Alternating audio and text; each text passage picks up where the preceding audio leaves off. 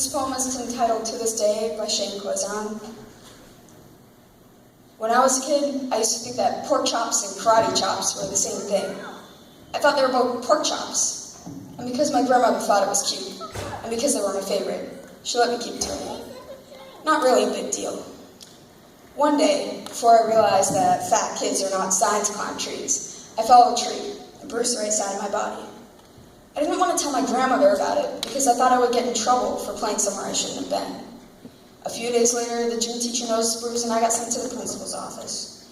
From there, I was sent into another smaller room with a really nice lady who asked me all kinds of questions about my life at home. I saw no reason why. As far as I was concerned, life was pretty good. I told her, whenever I'm sad, my grandmother gives me karate chops. This led to a full-scale investigation, and I was removed from the house for 3 days, until I finally decided to ask how I got the bruises. News of this silly little story quickly spread throughout the school, and I earned my first nickname, Pork Chop. To this day, I hate pork chops. I'm not the only kid who grew up this way, surrounded by people who used to say that rhyme about sticks and stones, as if broken bones hurt more than the names we got called, and we got called them all. So we grew up believing that no one would ever fall in love with us, that we'd be lonely forever, and we'd never meet someone to make us feel as if the sun were something they built from outside of their tool shed. So broken heartstrings bled the blues as we tried to empty ourselves so we feel nothing. Don't tell me that hurts less than a broken bone, that an ingrown life is something surgeons can cut away, that there's no way for it to metastasize. It does. She was 8 years old, our first day of grade 3 when she got called ugly. We both got moved to the back of the class so we stopped getting bombarded by spitballs. But the school halls were a battleground where we found ourselves outnumbered day after wretched day. We used to stay inside for recess because outside was worse. Outside we would have to rehearse running away, or stay still like statues, giving no clues that we were there. In grade 5, they taped a sign to the front of her desk that read, "Beware a dog." To this day, despite a loving husband, she doesn't think she's beautiful, because of a birthmark that takes up a little less than half her face. Kids used to say she looks like a wrong answer that someone tried to erase, but couldn't quite get the job done.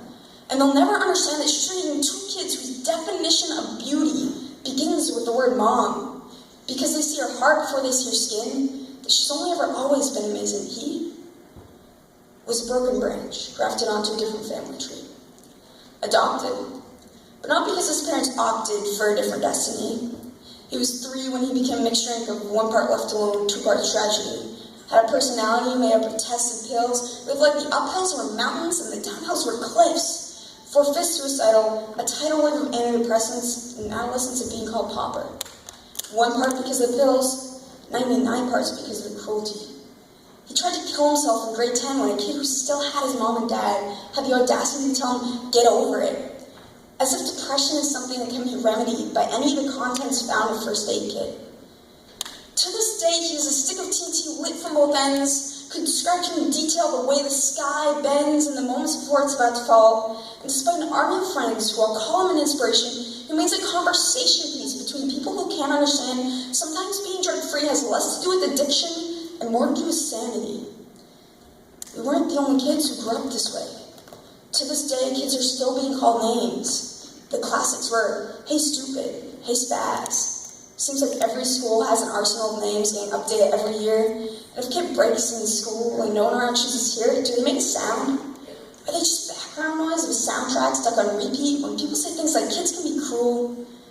Every school was a big top circus tent, and the pecking order went from acrobats to lion tamers, from clowns to carnies. All these were miles ahead of who we were. We were freaks. Lobster-clawed boys and bearded ladies, oddities, struggling, depression, loneliness, playing solitary spin ball, trying to kiss the wounded parts of ourselves and heal. But at night, while the others slept, we kept walking the tightrope. And yeah, some of us fell, but I want to tell them that all this is just debris left over from when we finally decided to smash all the things we thought we used to be. And if you want to see anything beautiful about yourself, get a better mirror, look a little closer, stare a little longer, because there's something inside you that makes you keep trying despite everyone who told you to quit. You built a cash around your broken heart inside of yourself and decided they were wrong. Because maybe you didn't belong to a group birth, like maybe they decided to pick you last for basketball or everything. Maybe you spring bruises and broken teeth shown tell, but never told, because how can you hold your ground when everyone around you wants to bury you beneath it? You have to believe that they were wrong. They have to be wrong. still be here? We grew up learning to cheer on the underdog because we see ourselves in them. We stem from a rote planting the belief that we are not what others say we are. We are not broken cars sitting stalled out on some highway. And if some way we are, don't worry, we only got out to walk and get gas. We're graduating members from the class and we made it. Not the faded echoes of voices crying out names will never hurt me. Of course, they did. But our lives will only ever always continue to be a balancing act that has less to do with pain and more to do with beauty.